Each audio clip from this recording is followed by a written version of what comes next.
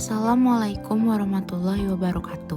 Perkenalkan, saya Saskia Maulana Ismail, peserta pelatihan dasar calon pegawai negeri sipil tahun 2025 Provinsi Jawa Barat, Angkatan 11 dengan ND 34 kelompok 4. Saat ini, saya bertugas di UPTD Balai Perlindungan Tanaman Pangan dan Hortikultura Provinsi Jawa Barat atau yang biasa disebut dengan BPTPH dengan jabatan Pengendali Organisme Pengganggu Tumbuhan Ahli Pertama.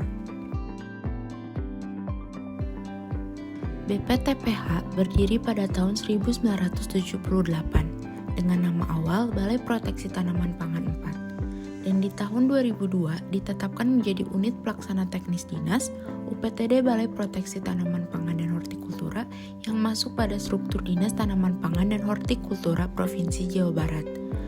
Berdasarkan Peraturan Gubernur Jawa Barat Nomor 82 Tahun 2017, BPTPH Provinsi Jawa Barat memiliki tugas pokok dan fungsi menyelenggarakan kegiatan teknis operasional dan atau kegiatan teknis penunjang tertentu di bidang perlindungan tanaman pangan dan hortikultura.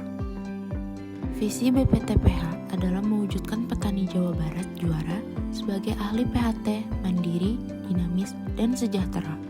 Untuk mewujudkan visi tersebut, BPTPH memiliki misi sebagai berikut.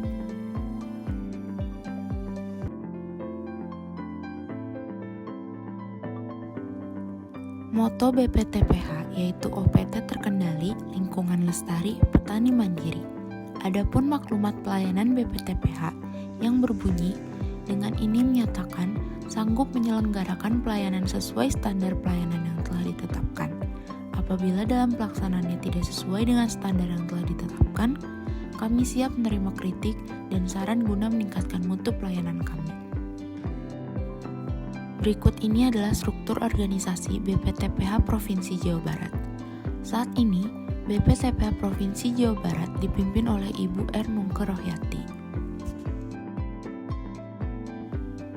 BPTPH Jawa Barat memiliki 6 satuan pelayanan, yaitu Satuan Pelayanan Wilayah 1 Cianjur, Satuan Pelayanan Wilayah 2 Subang, Satuan Pelayanan Wilayah 3 Indramayu, Satuan Pelayanan Wilayah 4 Bandung, Satuan Pelayanan Wilayah 5 Tasikmalaya, dan Laboratorium Kimia Agro yang berada di Lembang.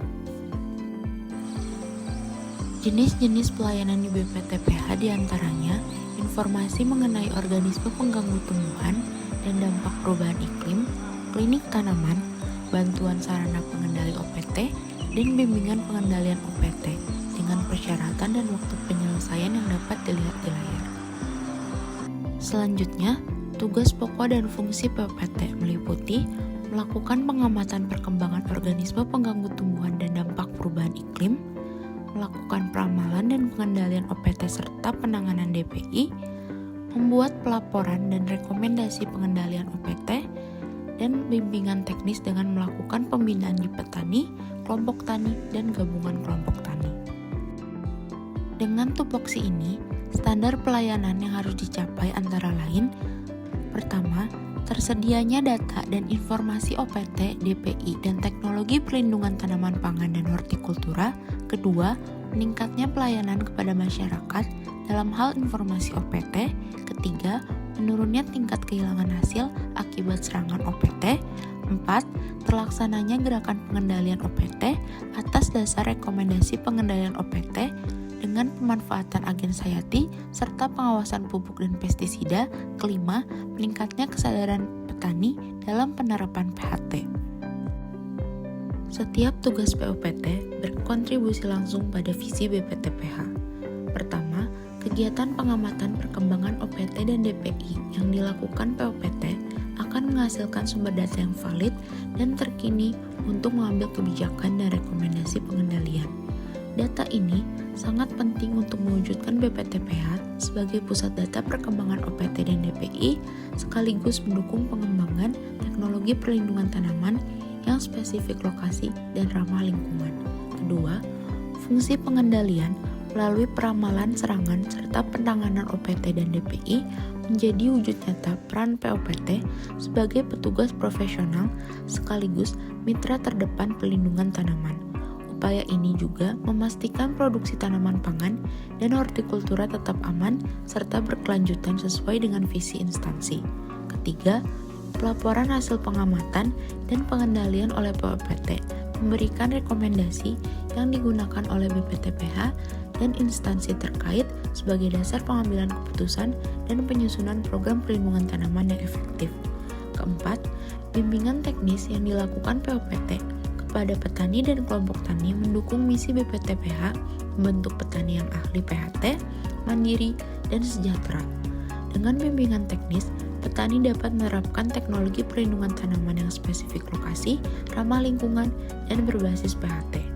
Yang kelima, peran POPT sebagai petugas profesional dan mitra terdepan dalam perlindungan tanaman menguatkan jejaring kelembagaan perlindungan tanaman, mendukung kolaborasi dan sinergi antar stakeholder sesuai misi BPTPH.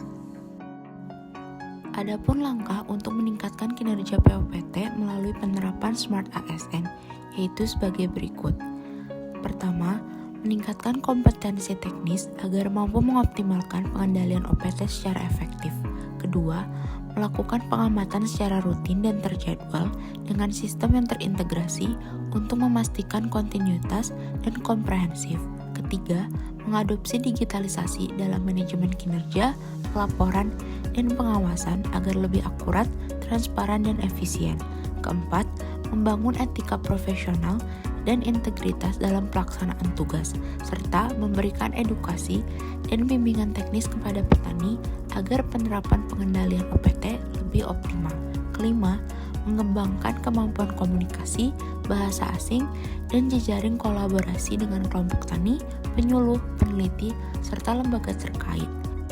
Yang keenam, menanamkan budaya pembelajaran berkelanjutan dan inovasi agar POPT adaptif terhadap perubahan dan dapat mengembangkan metode pengendalian ramah lingkungan dan terpadu demi mendukung pertanian berkelanjutan. Sekian pemaparan dari saya, terima kasih sudah menyimak. Semoga penerapan Smart ASN akan semakin memperkuat kualitas pelayanan dan menjadikan POPT lebih adaptif, responsif, serta mampu memberikan dampak nyata bagi petani dan masyarakat. Dengan begitu, akan terwujud kinerja POPT yang mampu mendukung pertanian berkelanjutan, menjaga ketahanan pangan, serta meningkatkan kesejahteraan petani. POPT beraksi, OPT terkendali, petani happy. Wassalamualaikum warahmatullahi wabarakatuh.